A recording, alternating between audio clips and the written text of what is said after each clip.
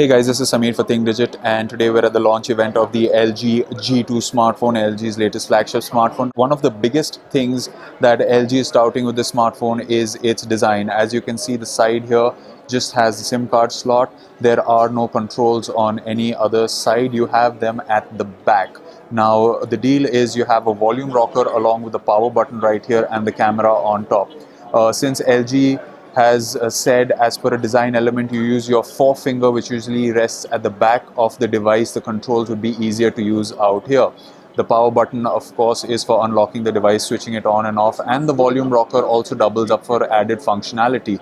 The volume down button can be used to click pictures from the camera as well, and the volume up button can be used to open the quick memo app. Let's just show you how the camera app is going to work. Once the camera is on, you can see you have the controls on the display as well. The user interface is quite the same what we've seen. You have the settings, the modes, switching to the front-facing camera and the flash. LG has a variety of modes and it's quite colorful. It's not just simple text, but you could, just pick a mode and check out whatever you want. Dual camera mode is, of course, another mode where you can use both the cameras simultaneously, which is our front-facing camera is here and the rear-facing camera is there, and we're just clicking with it. And you can, of course, switch orientation of which camera's view takes precedence on the display.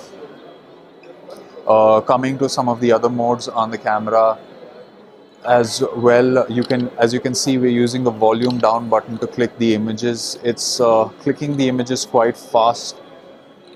The images seem to be coming quite stable as well, and of course you can see there's a slight bit of blur when the camera shakes, but the quality seems alright nonetheless. Switching to the front-facing camera, and this is where we think it's going to be great for portrait shots, is you could just keep clicking, and it's very comfortable to hold, especially if you're someone who likes to take self-portraits and doesn't like using the on-screen buttons of the camera. This is really intuitive. It seems comfortable to hold, at least in our preliminary tests that we've been doing with it out here at the launch event. Clicking the image from the on-screen controls, or we could even use the volume down control to click a picture. Coming to the settings, you have the normal settings that we've seen, be it the timer, controlling the ISO, brightness, cheese shutter, which is of course the recognition of your voice when you click a picture. Overall, the camera of the LG G2 seems quite impressive, but we will have to take it out for some real world usage before we give our final verdict on it. Another thing that we'd like to notice is, despite its slim form factor, the smartphone has managed to house a 3000 mAh battery, which is really big. Now we are of course going to have to test the phone to see how the battery lasts, considering the full HD IPS display, the power under the hood, and the ability of it to multitask at such a great level. The battery will drain out.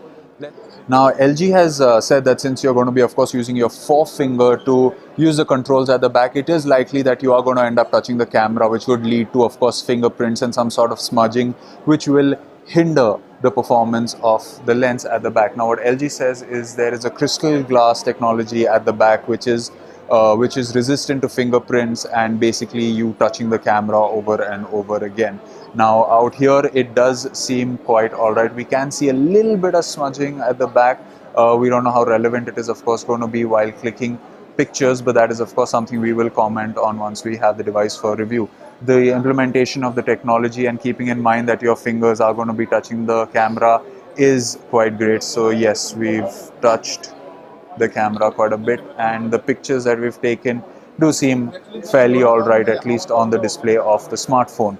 Again, something that we will comment on completely once we've had the device for review.